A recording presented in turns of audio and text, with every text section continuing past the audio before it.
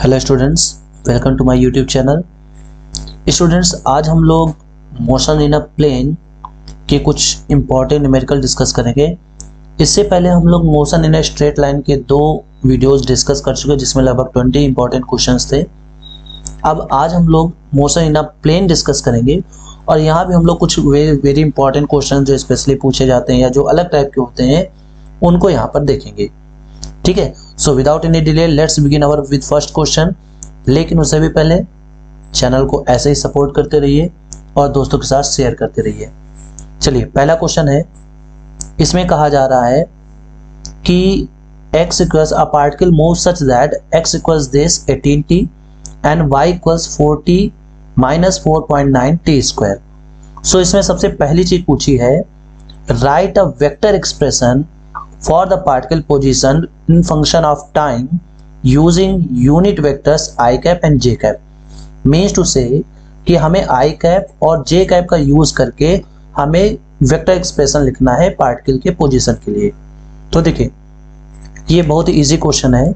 जो vector position होता है वो होता है x i cap plus y j cap। तो x कितना दिया हुआ है, तो x दिया हुआ है 18 t आई कैप और प्लस y, सो y कितना दिया हुआ है 4t।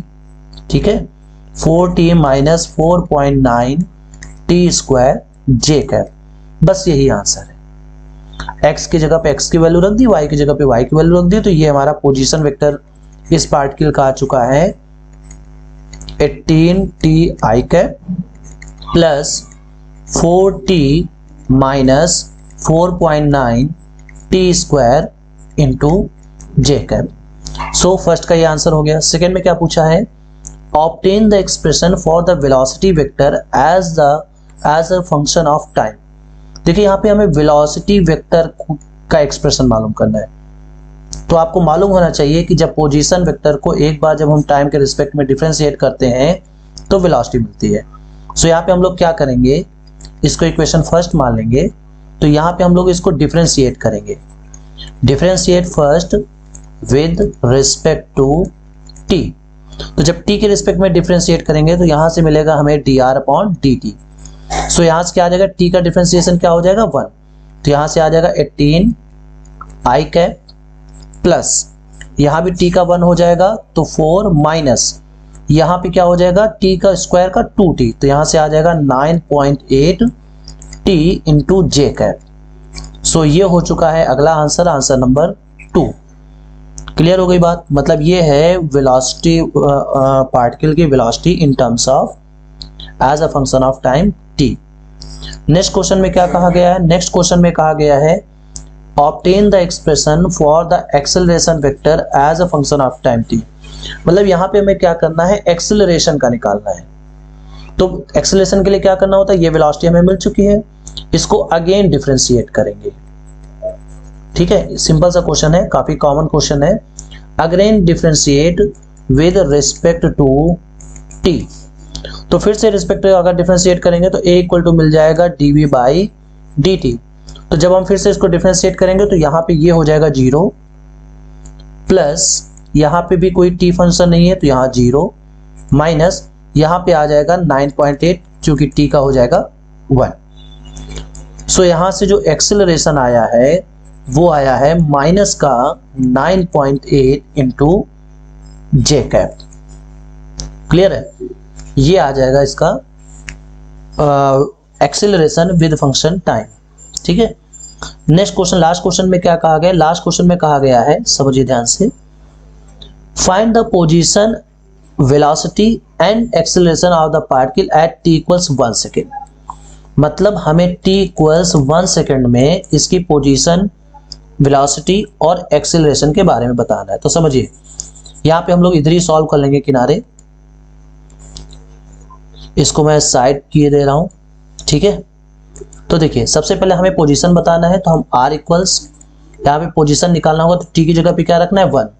So 18 into 1 I cap plus 4 into 1 minus 4.9 into 1 का square into J cap.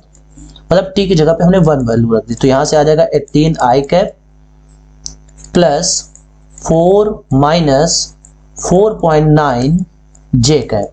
So finally जो वेक्टर आर आएगा, ठीक है, वेक्टर आर आएगा वो आ जाएगा 18 आई कैप माइनस 0.9 जे कैप। ये आ जाएगी पोजीशन इसकी एट t इक्वल्स 1 सेकेंड। अब वेलोसिटी निकालना है तो हम लोग यहाँ पे t की वैल्यू 1 रखेंगे, तो यहाँ से आ जाएगा, चूंकि 18 वाले टर्म में t नहीं है तो इसको हम ऐसे ही लिखेंगे, प्लस यहाँ से आ जाएगा 4 माइनस, और जब यहाँ पे हम लोग 1 रखेंगे तो यहाँ से आ जाएगा 9.8 जे कैप। सो यहाँ से आ जाएगा 18 आई कैप माइनस 5.8 जे कैप। ये आ जाएगी वेलोसिटी की वैल्यू। उसके बाद कहा गया एक्सीलरेशन, तो देखिए एक्सीलरेशन में कहीं भी टाइम नहीं आ रहा है, इसका मतलब ये हुआ कि जो एक्सीलरेशन है वो कांस्टेंट है, क्योंकि यहाँ पर टाइम का फंक्शन नहीं है, ठीक है। तो एक्सीलरेशन टाइम कुछ भी हो, एक्सीलरेशन हमेशा यही रहेगा 9.8 जे कैप। अब ये जे कैप बताता है, माइनस में जो जे कैप है ये बताता है y की नेगेटिव वैल्यू, y की नेगेटिव डायरेक्शन में। सो बढ़ते हैं नेक्स्ट क्वेश्चन पे। अगला क्वेश्चन है, करें it is found that mod of a plus B equals mod of a, this necessary implies, मतलब इन्होंने कहा है कि अगर mod of a plus B is equal to mod of a, तो कह रहे हैं इनमें से कौन सा स्टेटमेंट ट्रू होगा। तो देखिए इस तरीके के क्वेश्चन में क्या करते हैं, सबसे पहले हम दोनों तरफ का स्क्वायर करते हैं। जब भी आपको इस तरीके से something mod equal something mod दिया हो तो उस केस में क्या करेंगे, दोनों तरफ का स्क्वायर करेंगे, ठीक है, दोनों तरफ का स्क्वायर करेंगे। अब यहाँ पे स्क्वायर के फंक्शन को हम लोग इस तरीके से लिखेंगे, डॉट प्रोडक्ट लगा करके, ठीक है। यहाँ पे हम लोग क्या करेंगे, डॉट प्रोडक्ट लगा के रखेंगे यहाँ पर। तो यहाँ मैंने डॉट प्रोडक्ट लगा दिया into a plus B equal to vector a dot vector a। Clear है, इस तरीके से यहाँ पे बना लेंगे, ये सारे वेक्टर्स फॉर्म में होंगे। उसके बाद जब यहाँ पे इसका हम मल्टीप्लाई करेंगे तो यहाँ पे क्या आएगा, a dot a plus b dot a plus a dot b plus b dot b equal to a dot a। तो यहां से ये पूरा कैंसिल आउट हो जाएगा। तो आया क्या, यहाँ पे b डॉट b को हम लोग ऐसे ही लिखेंगे, मॉड ऑफ b का square plus 2 times a dot b equals 0। यहाँ पे मैंने 2 टाइम्स इसलिए लिखा क्योंकि a डॉट b ये इक्वल होता है b डॉट a के। तो यहां से a डॉट b और यहाँ पे b डॉट a दोनों को सेम करके हमने ऐसा लिख दिया। अब देखिए दो चीजों का प्रोडक्ट 0 है, दिस मीन्स टू से एक वैल्यू पॉजिटिव है और दूसरी वैल्यू निगेटिव है, तभी इनका सम सम यहाँ पे दो जो टर्म्स है उनका सम 0 है, तो निश्चित रूप से एक पॉजिटिव होगा दूसरा निगेटिव होगा। अब देखिए यहाँ पे स्क्वायर लगा हुआ है, this means mod of b can never be equal less than 0, मतलब ये कभी लेस देन 0 नहीं हो सकता। तो इसका मतलब ये हुआ कि जो a डॉट b आया है ये मस्ट बी लेस देन और इक्वल टू 0, ये या तो लेस देन और इक्वल टू 0 होगा। तो इसलिए हमारा ऑप्शन होगा option number D, this will be the right answer. बढ़ते हैं नेक्स्ट क्वेश्चन पे। देखो इसमें लिखा हुआ है कि a ball is thrown from a roof top at an angle 30 degree above the horizontal, it hits the ground a few seconds later. So at what point during its motion does the ball have? अब ध्यान से समझिए, यहाँ पे क्या किया गया कि सपोज दैट मान लिया कि ये यहाँ पे, इसको मैं पहले कलर चेंज कर दूं, ठीक है, colour colour colour colour colour colour कौन सा कर दें हम, चलिए ये कलर करते हैं। तो देखिए जैसे मान लीजिए ये कोई छत है, ठीक है, इस छत से क्या किया गया है कि एक बॉल को इस तरीके से यहां से इस तरीके से ऐसे फेंका गया, कितने डिग्री एंगल पे, 30 डिग्री एंगल पे। सो यहां पे पूछा कि during its motion does the ball have, number first greatest speed, number second smallest speed और नंबर थर्ड ग्रेटेस्ट एक्सेलरेशन। तो देखिए सपोज दैट यहां पे ये सरफेस है, ठीक है, ये सरफेस है, तो होगा क्या जब ये बॉल, ठीक है, सपोज दैट मान लीजिए ये बॉल है और ये यहां पे बॉल आके इसको अर्थ को हिट करती है यहां पे, ठीक है, तो जब ये बॉल अर्थ को हिट कर रही होगी यानी एट दिस टाइम, इस समय जो है वो वेलोसिटी मैक्सिमम होगी। वेलोसिटी कैसी होगी? मैक्सिमम होगी just before hitting the ground. तो यानी ये जो ग्रेटेस्ट स्पीड की बात कर रहे थे, तो यहां पे हम लिखेंगे कि बॉल हैज, या the ball have greatest speed at just before the hitting the ground. फिर करें स्मॉलेस्ट स्पीड, तो स्मॉलेस्ट स्पीड कब होगी? At the top point when its perpendicular component यानी वर्टिकल कंपोनेंट भी जीरो, क्योंकि हमें पता है जब हम किसी बॉल को ऐसे फेंकते हैं तो टॉप मोस्ट पॉइंट पर उसका वर्टिकल कंपोनेंट जीरो हो जाता है, तो यहां पर इसकी वेलोसिटी मिनिमम होगी। फिर कह रहा है कि ग्रेटेस्ट एक्सेलरेशन, तो ये इंपॉर्टेंट मार्क कीजिएगा कि जब इस तरीके से कोई भी बॉल फेंकी जाती है तो उस केस में in each point acceleration is always equal to small G. Acceleration हमेशा जी के इक्वल होता है, चाहे वो टॉप पॉइंट पे हो, चाहे वो बॉटम पॉइंट पे हो, चाहे वो जहां से वो मतलब जैसे उसके हाथ से छूटेगा, जो जी होगा वो स्मॉल जी के बराबर होगा, मतलब जो एक्सेलरेशन होगा वो स्मॉल जी के हमेशा बराबर होगा। तो at every point greatest acceleration will be small G. I hope आपको ये क्वेश्चन क्लियर हो गया होगा। पहले का आंसर क्या होगा? Just before hitting the ground. दूसरे का आंसर क्या होगा? At the peak point where vertical component of the velocity will became zero. ठीक है, सो नेक्स्ट क्वेश्चन पे बढ़ते हैं। अगला क्वेश्चन देखिए ये भी बिल्कुल वैसा ही क्वेश्चन है जो इससे पहले अभी हम लोगों ने किया है। कौन सा क्वेश्चन अभी हम लोगों ने किया था? Mod of A plus B equals mod of A. ठीक है, लेकिन यहां पे हम लोगों को क्या करना है, यहां पे कुछ दूसरा दिया हुआ है, यहां पे दिया हुआ है ए माइनस बी। सो हम इसको कैसे सॉल्व करेंगे? देखिए जो बेसिक फंडा है, हम लोग क्या करेंगे, दोनों तरफ का स्क्वायर करेंगे, स्क्वायरिंग बोथ साइड। तो यहां पे हमें कुछ इस हिसाब का मिलेगा। ठीक है, यहां पे इस हिसाब से हम इसको लिख सकते हैं। तो हमें क्या प्रूव करना है? Prove that the vectors A and B are mutually perpendicular. तो देखिए एक बात आप ये ध्यान दे लीजिए कि दो वेक्टर्स को हम परपेंडिकुलर कहेंगे अगर इनका डॉट प्रोडक्ट जीरो आता है। डॉट प्रोडक्ट अगर जीरो आता है तो हम उसको बोलेंगे कि वो परपेंडिकुलर है। क्यों? क्योंकि ए डॉट बी होता है A B cos theta equal zero, तो यहां से कॉस थीटा इक्वल जीरो आ जाएगा। और हमें मालूम है कॉस थीटा में, कॉस के फंक्शन में कॉस 90 डिग्री की वैल्यू जीरो होती है, that means theta equals 90 degree. यानी अगर हमें यहाँ पे प्रूफ करना है कि ये म्यूचुअली परपेंडिकुलर है, तो इसके लिए हमें प्रूफ करना पड़ेगा that means A dot B equals zero. So square करते हो तो यहाँ पे क्या आ जाएगा? Vector A plus vector B का इन dot product vector A plus vector B, ये इक्वल होगा vector A minus vector B dot product vector A minus vector B.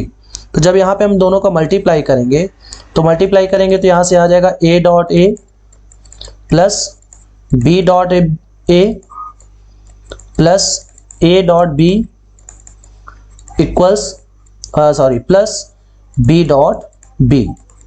अब इक्वल्स यहाँ पे हम लोग लेफ्ट साइड का राइट साइड का मल्टीप्लाई करेंगे। लेफ्ट साइड हम लोग कर चुके हैं मल्टीप्लाई, तो राइट साइड में क्या आ जाएगा? A dot A minus B dot A, फिर उसके बाद यहां पे भी माइनस ही है तो माइनस का A dot B plus B dot B. ये हमने यहाँ पे इसका हर एक टर्म का मल्टीप्लाई करा दिया। तो देखिए B dot B cancel out, A dot A cancel, यहाँ पे क्या आ जाएगा? 2 A dot B equal to minus का 2 ए डॉट बी। सो यहाँ पे जब हम इसको इधर लाएंगे तो क्या आएगा? 4 A dot B equals zero. तो यहां से ए डॉट बी इक्वल्स कितना आ गया? Zero. That means A is perpendicular to B, यानी vector A perpendicular to vector B. I hope आपको क्लियर समझ में आ गया होगा। बढ़ते हैं नेक्स्ट क्वेश्चन पर। अगला क्वेश्चन है कि a person sees a bird on a tree 39.6 metre high and at a distance of 59.2 meter, with what velocity the person should throw an arrow and at an angle 45 degree so that it may hit the bird। देखिए बहुत ही अच्छा question है ये, समझिए इसको कैसे solve करेंगे। देखिए मान लीजिए कि ये एक ट्री है, ठीक है, ये एक ट्री है और इस ट्री के ये हो गया सरफेस, ठीक है, ये एक सरफेस हो गया। तो यहां पे ट्री, यहां पे एक चिड़िया बैठी हुई है, ठीक है, एक पर्सन इसको हिट करना चाहता है। अच्छा यहां पे अगर हम बात करें इस वर्टिकल हॉरिजॉन्टल डिस्टेंस की, सो है वो है 59.2 मीटर, और अगर हम वर्टिकल डिस्टेंस की बात करें तो वो है 39.6 मीटर। अब यहां से इसको 45 डिग्री पे इसको हिट करना है जाकर के, कितने डिग्री पे, 45 डिग्री पे। सो कह रहे हैं कि इसकी वेलोसिटी क्या होनी चाहिए, ये हमें बतानी है। तो देखिए समझिएगा ध्यान से, अगर हम इसके अगर तीर इस बर्ड को हिट करे, उसके लिए इसको हॉरिजॉन्टली 59.2 चलना पड़ेगा और वर्टिकली 39.6 चलना पड़ेगा, तब ये जाके इसको हिट कर पाएगा। आई होप बिल्कुल ये क्लियर हो गया होगा कि अगर इस बर्ड को हिट करना है तो हॉरिजॉन्टली उसको 59.2 चलना पड़ेगा और वर्टिकली उसको 39.6 चलना पड़ेगा, ठीक। तो हॉरिजॉन्टल डिस्टेंस x का फार्मूला क्या होता है, वो होता है ux इंटू टी। तो यहां से horizontal distance 59.2, ux equal to u cos theta यानी cos 45 डिग्री इंटू टी।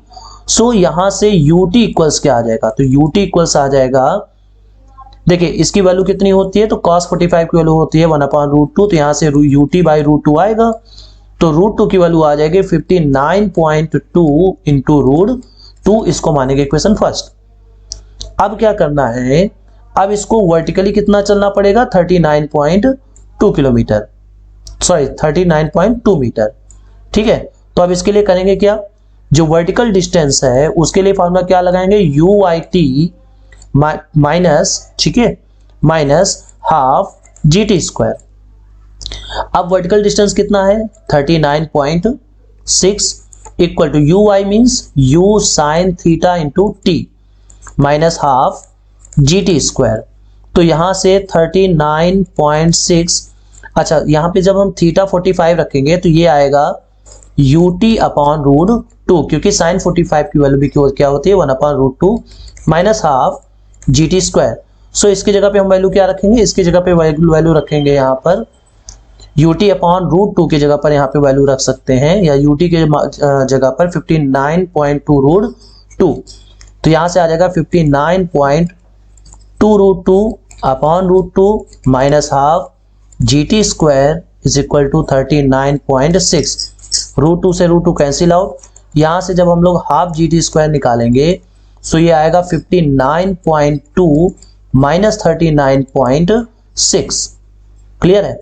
अब इसको जब हम सब्ट्रैक्ट करेंगे तो सब्ट्रैक्ट करने पे आएगा 1/2, जी की वैल्यू 9.8 टी स्क्वायर, और सब्ट्रैक्ट करने पे इधर आएगा 6, 9.1 यानी 19.6।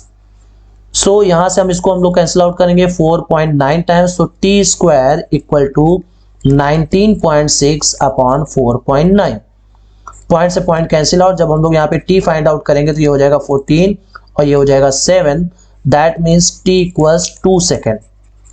इसका मतलब ये हुआ कि वो जो एरो है वो बर्ड को जाके 2 सेकेंड में हिट कर देगा। तो हमें क्या निकालना था, हमें टाइम नहीं निकालना था, हमें निकालनी थी स्पीड।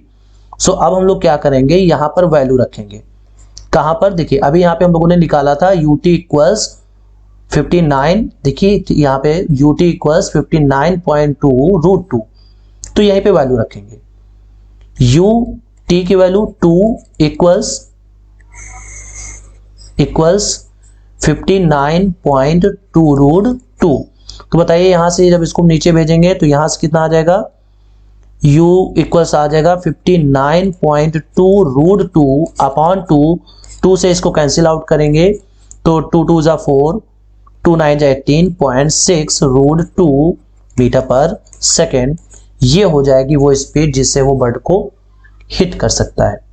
क्लियर है?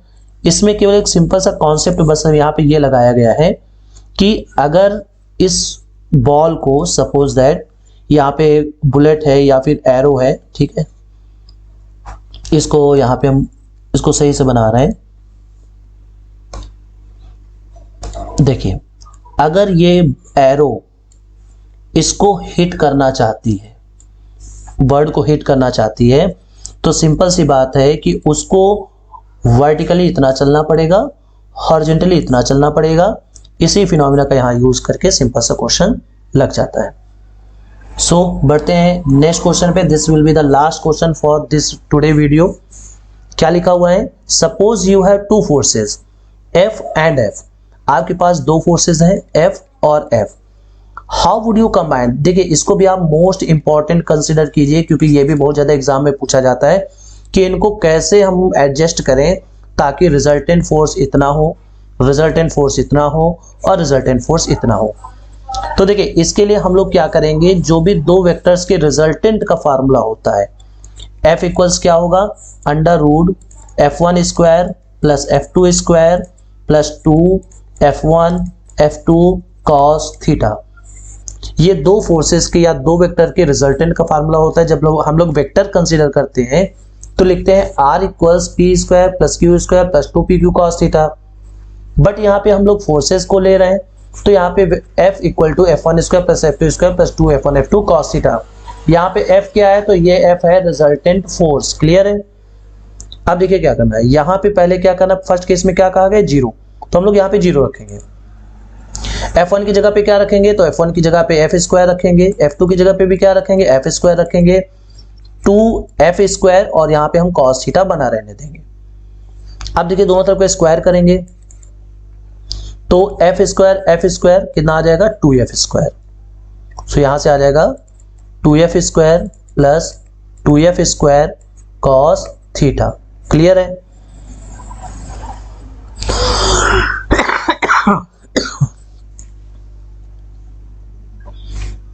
अब क्या करेंगे, दोनों तरफ का स्क्वायर करेंगे तो यहां से 0 equal to 2F square plus 2F square cos theta.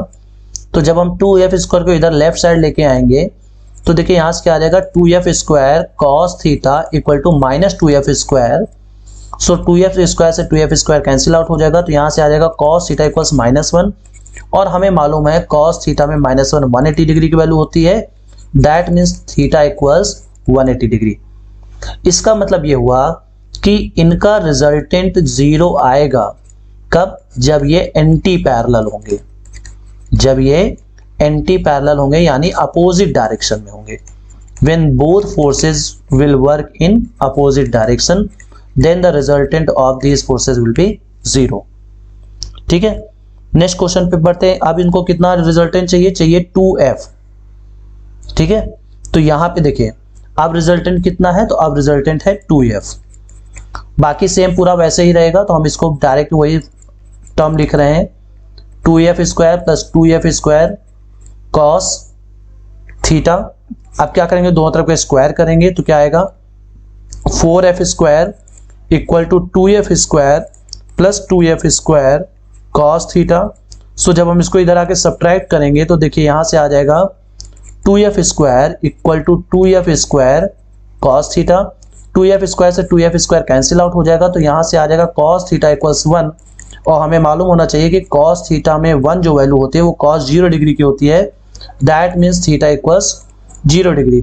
इसका मतलब ये हुआ कि इनका जो रिजल्टेंट है, रिजल्टेंट 2F आएगा जब ये पैरेलल होंगे। Parallel means if they will act in same direction. अगर वो दोनों सेम डायरेक्शन में काम कर रहे हो तो उस केस में उनका जो रिजल्टेंट होगा वो 2F होगा। क्लियर है? लास्ट ऑप्शन जो इसमें कहा गया है, कह रहे हैं कि इनका रिजल्टेंट F होना चाहिए, ना 2F होना चाहिए। ठीक है, ना 2F होना चाहिए ना 0 होना चाहिए, इनके हिसाब से रिजल्टेंट होना चाहिए F। तो फिर उस केस में क्या होगा, तो F इक्वल्स आ जाएगा, बिल्कुल वही स्टेप लास्ट वाला लिख रहे हैं, 2F square plus 2F square cos theta. दोनों तरफ का स्क्वायर करेंगे तो F square equal to 2f square plus 2f square cos theta.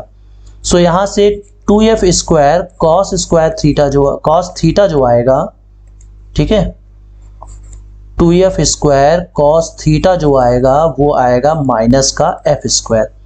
So यहाँ से कॉस थीटा इक्वल्स आ जाएगा -1/2, ठीक है। एफ स्क्वायर से F square cancel out, cos theta equals -1/2 और -1/2 होती है कॉस 120 डिग्री की वैल्यू। तो यहाँ से थीटा इक्वल टू आ जाएगा 120 डिग्री। इसका मतलब इस केस में जब